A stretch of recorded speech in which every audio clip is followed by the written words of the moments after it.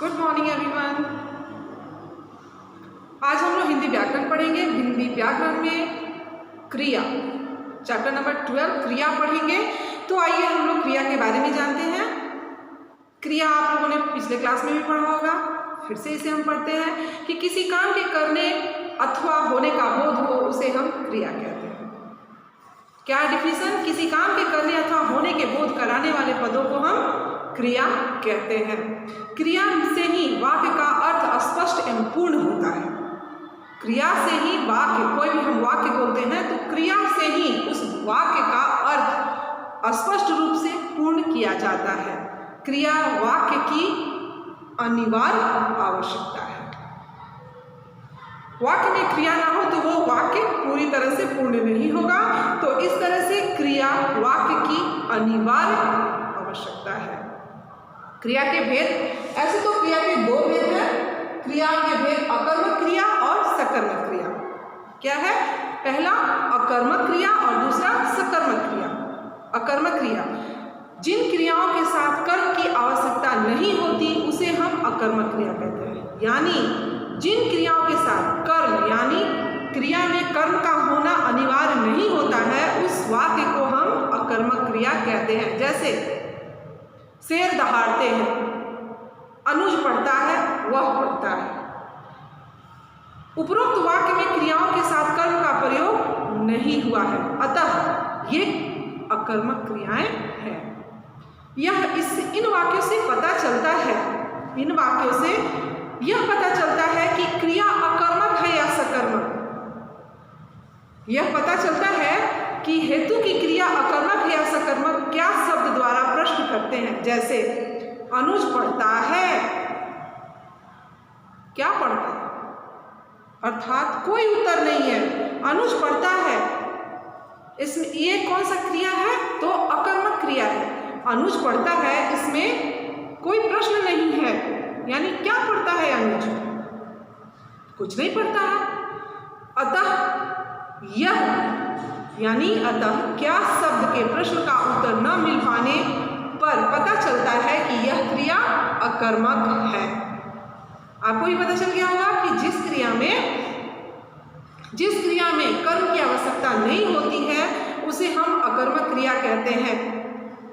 यानी जैसे शेर दहाड़ता है, क्या दहाड़ता है? अनुज पढ़ता है, क्या पढ़ता है? वह खेलता है, क्या खेलता है? यानी इसमें कोई प्रश्न ही नहीं है। तो ये क्या, इससे क्या पता चलता है इन वाक्यों से कि ये वाक्य अकर्मक है।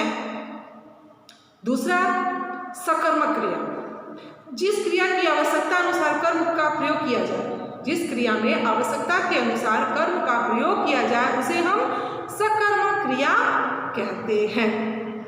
जैसे माताजी फल लाई, माताजी फल लाई, इसमें क्या है?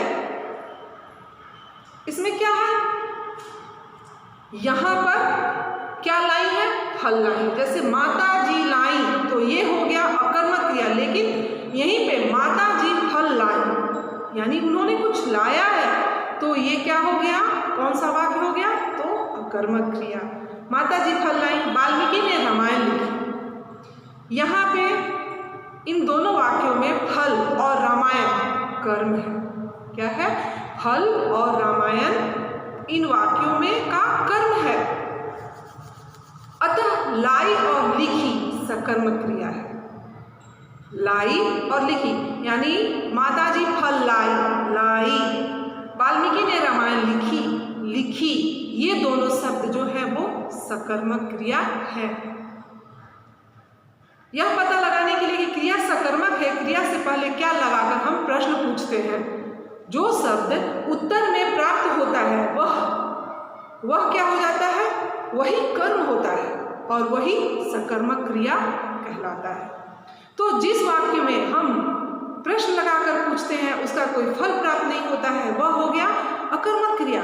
और जिस वाक्य में हम प्रश्न लगा करके प्रश्न करते हैं तो उसका फल मिलता है, तो वो हो गया सकर्मक क्रिया। यानी प्रश्न क्या है? माता जी क्या लाई? उत्तर में है फल, अतः लाई। प्रश्न है वाल्मीकि ने क्या लिखी? तो उत्तर है रामायण, और लिखी सकर्मक क्रिया होगी। तो लाई और लिखी यहाँ पे सकर्मक क्रिया होते हैं। दो क्रिया के दो भेद तो सभी को पता है, अकर्मक क्रिया और सकर्मक क्रिया। यहाँ पे एक दो और क्रियाओं के बारे में बताया गया है, द्विकर्म क्रियाएं, द्विकर्म क्रियाएं और अपूर्ण क्रिया। द्विकर्म क्रियाएं क्या है? तो जिन क्रियाओं में दो कर्म होते हैं उसे हम द्विकर्म क्रिया कहते हैं। जैसे नौकरानी ने कुत्ते को दूध पिलाया, नौकरानी ने कुत्ते को दूध पिलाया, राहुल ने दीपक को पुस्तक दी। इन दोनों वाक्यों में द्विकर्म है। यहाँ जो दो वाक्य हैं इनमें क्या है? द्विकर्म छुपा हुआ है। ऐसी क्रियाओं के साथ प्रयुक्त कर्म मुख्य कर्म तथा गौण कर्म होता है, यानी एक प्रत्यक्ष होता है और एक छुपा होता है। प्राणीवाचक कर्म गौण तथा अप्राणीवाचक कर्म मुख्य होते हैं।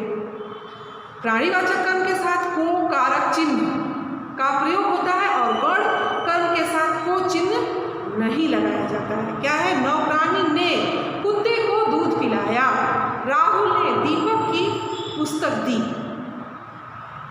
तो यहाँ पे कारक भी छुपा हुआ है। और चौथा आता है अपूर्ण क्रिया। अकर्मक क्रियाओं से पता, अकर्मक क्रियाओं से कर्ता तथा सकर्मक क्रियाओं से कर्ता तथा कर्म दोनों अपेक्षित होते हैं।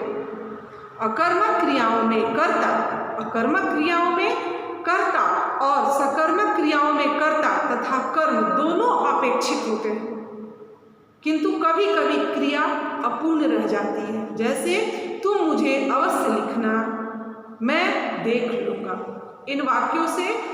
इन वाक्यों में सकर्मक क्रिया और अकर्मक क्रिया दोनों के कर्ता और कर्म का पता चलता है, जो कि पूर्ण रूप से नहीं है। अब यहाँ पे दूसरा टॉपिक है पूरक।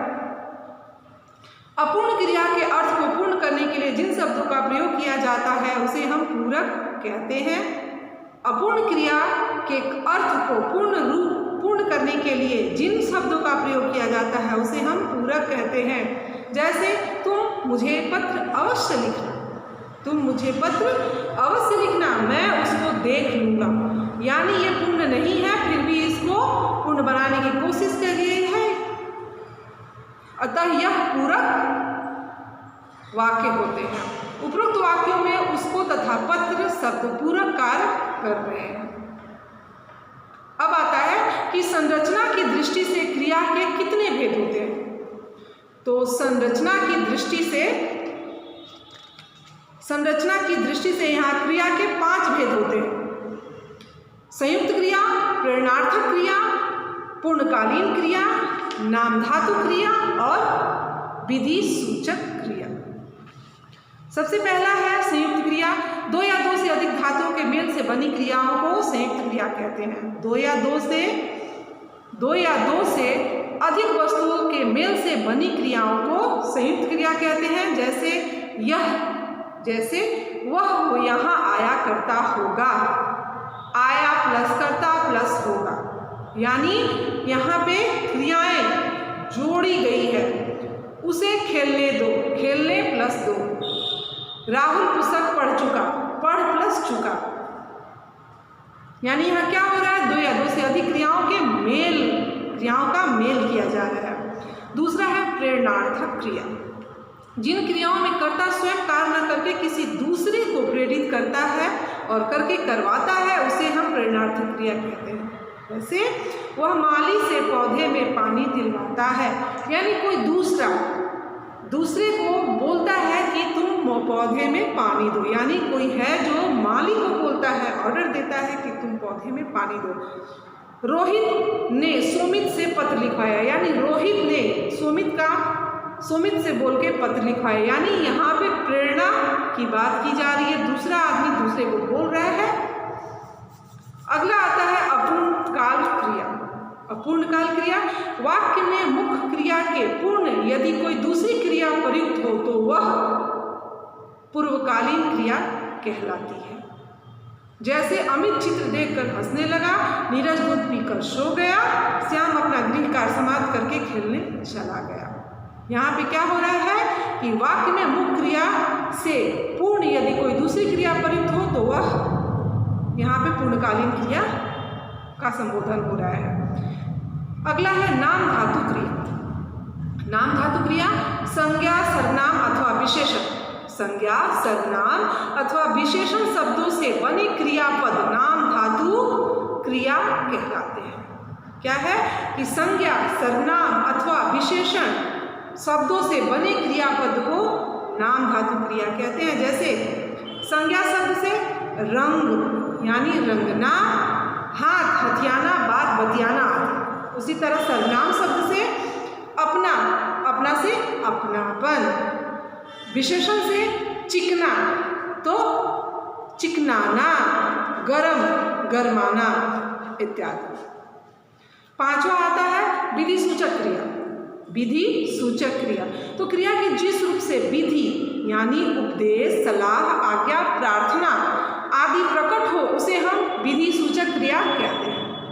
क्रिया के जिस रूप से विधि यानी उपदेश, सलाह, प्रार्थना, आज्ञा आदि का पता चलता है, प्रकट होता है, उसे हम विधि सूचक क्रिया कहते हैं। जैसे हे प्रभु हम पर दया कर, ये क्या होता है? प्रार्थना में ये वाक्य आता है सदा सच बोलना चाहिए, सदा सच बोलना चाहिए, ये क्या हो गया? उपदेश हो गया।